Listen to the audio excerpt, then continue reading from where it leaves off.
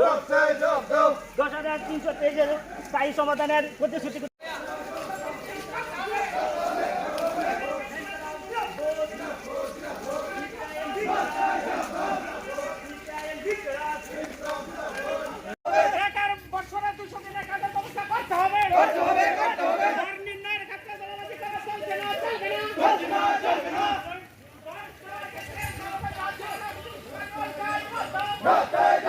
এবং অসামরিক পরিবহন দপ্তরে যারা কর্মরত যে মিনিস্টার আছে তার নিকট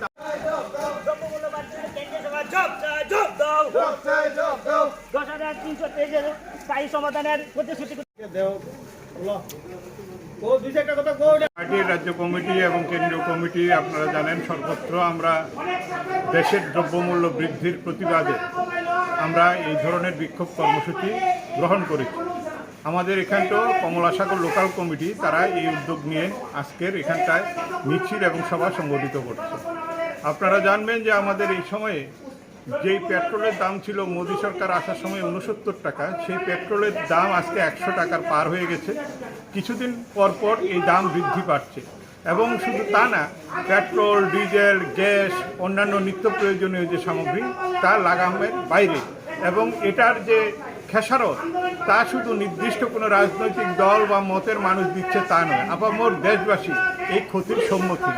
সেই জায়গায় দাঁড়িয়ে আমরা সারা দেশে এই বার্তা আমরা দিতে চাইছি যে জনবিরোধী যে কর্মসূচি গ্রহণ করেছে মোদির নেতৃত্বাধীন দেশের সরকার এবং কর্পোরেটদের সাহায্য করার জন্য যে সরকারটা মুখিয়ে আছে, এবং যেই কর্পোরেটদের সাহায্য কী পরিমাণ করেছে মোদি সরকার, মহামারীতে যখন মানুষের কর্মসংস্থান বিপন্ন, মানুষের খাদ্যের হাহাকার যখন সর্বত্র, তখন এই দেশে 8,80,000 কোটি টাকা তারা রোজগার করেছে পেট্রোল ডিজেলের এই কর বসিয়ে। মোদি সরকারের নেতৃত্বাধীন এই সরকার কতটা অমানবিক হলে পড়ে আমাদের দেশের মধ্যে নির্মম অর্থনৈতিক আক্রমণ গরিব মানুষ, সাধারণ মানুষ, মধ্যবিত্ত মানুষের উপরে নামিয়ে আনা যায় তার প্রমাণ রেখেছি।